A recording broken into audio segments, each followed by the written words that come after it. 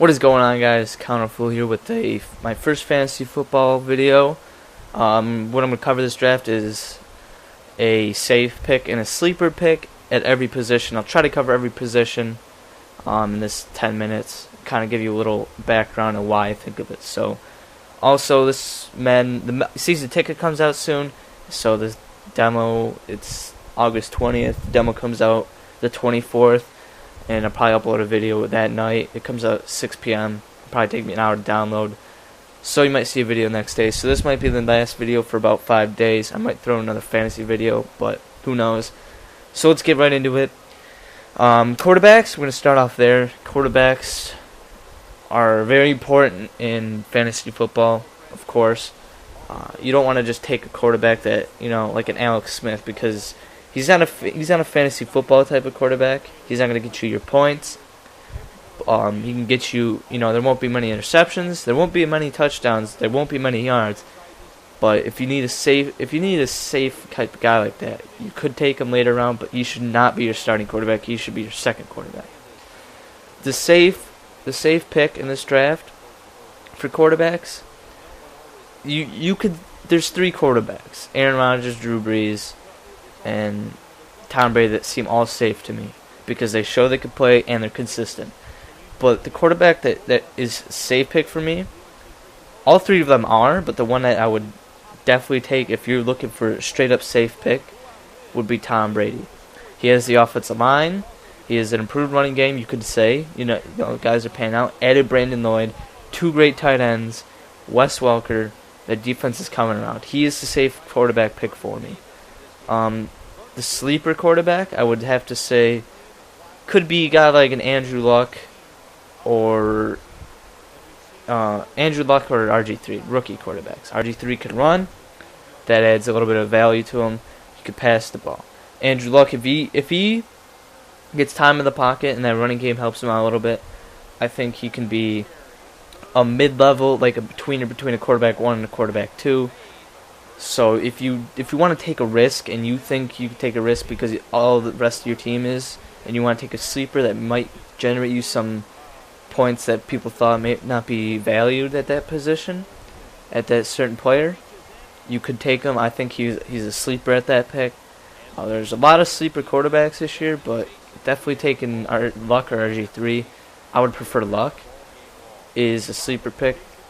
At running back, I think the safe pick is LaShawn McCoy. Arian Foster, Ben Tate's going to take carries from him. Matt Schaub being injured, maybe that defense doesn't have some of the major parts to it. Eric Whiston was cut because they had money issues. They always ran to the right side. They run 52% of the time. So he's kind of not the safe one there. Ray Rice lost Ben Grubbs. He'll get catches in that, but losing Ben Grubbs, who was a big part of that offensive line, you can't really fill that in. So he's not a safe one. So Sean McCoy is definitely the safe pick for me because the offensive line hasn't really changed. They lost Jason Peters, but he's a very overrated left tackle. Michael Vick, his ability to give McCoy more room. McCoy's an option in the passing game and the running game. So he's a safe pick for me. Sleeper pick, once again, it goes to a rookie. Actually, I'm going to say 2 people here. The second one's not really a rookie, but he didn't play last year. Doug Martin, running back from Tampa Bay. Greg Schiano, their running back, their head coach, coached at Rutgers. He coached Ray Rice, and everybody's comparing to Ray Rice, so he knows how his ability, and he might, use that ability right away. So he could generate some points for you that you might need desperately sometimes. Another one is Ryan Williams for the Cardinals. Beanie Wells is always injured. Ryan Williams has a chance to start week 1 if he doesn't play. He didn't play last year. He tore his patella tendon. So when he was at Virginia Tech, he was very good, and then he dropped off a little bit. But he has the talent there to be like a top 10 running back. So you could take him later round, take that risk, maybe start him 1 week. If Beanie Wells happens to be injured, which he has been a lot, or he doesn't pan out. So there is that ability of that. and he would definitely be a sleeper.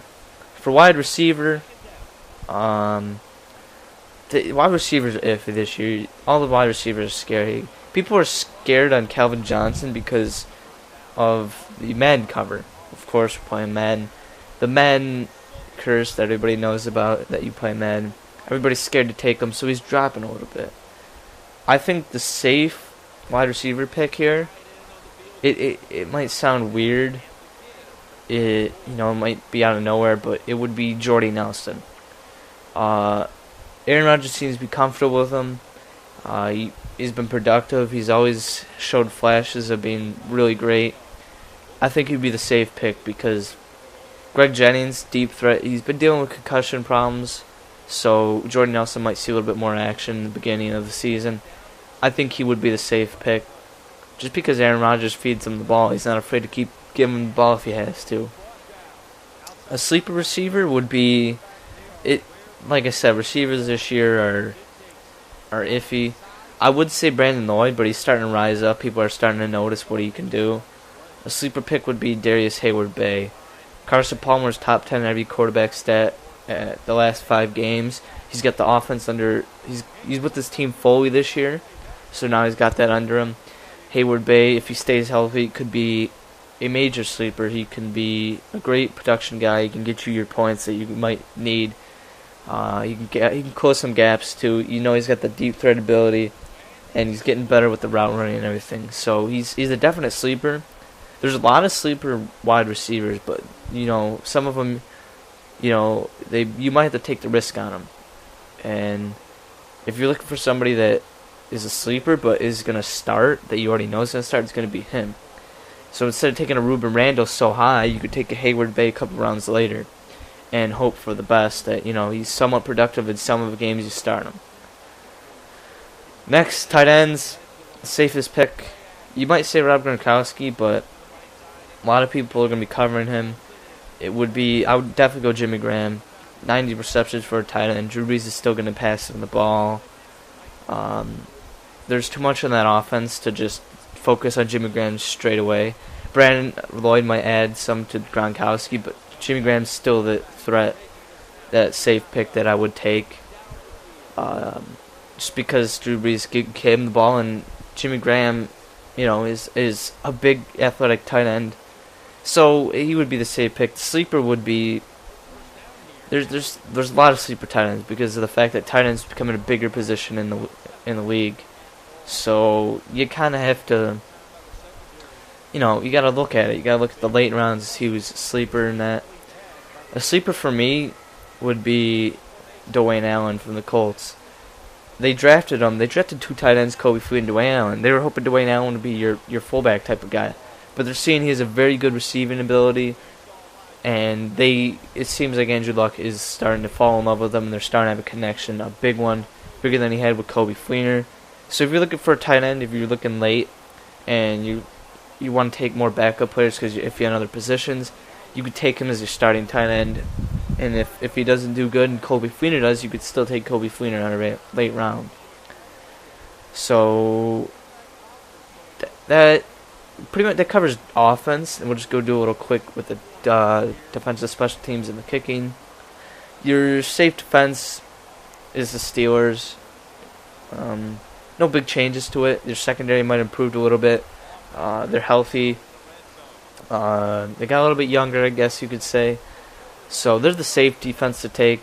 If you see them there and they're dropping a little bit, I would take them. The sleeper defense would be the Dolphins. They're so lowly ranked this year. They were a top 5 defense last year. The offense might not be as there as last year, but the fact that they're so far down the board on the defensive rankings, they should be higher. So they're definitely a sleeper. If you're looking for late round defense to take, they would be the team I would look at if you want to do spot starts with them. Kickers, safe pick, Gostowski, the kicker from New England. We already know New England's going to score a lot. They have the easiest schedule right now on preseason rankings, so definitely the safe pick to take there. Just because we know New England's to score a lot, and he's been a consistent kicker. Sleeper kicker would be Ryan Suckup for me. Kansas City offense has a lot of potential. They got Jamal Charles back. They got Peyton Hillis, whose offensive coordinator is from the one that went from who made Reggie Bush really good last year. Seemed really good, kind of broke him out a little bit. And Peyton Hillis's year when he had the Madden cover.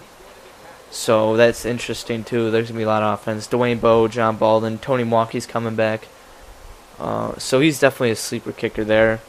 So that's my safe people to take and my safe your sleeper picks.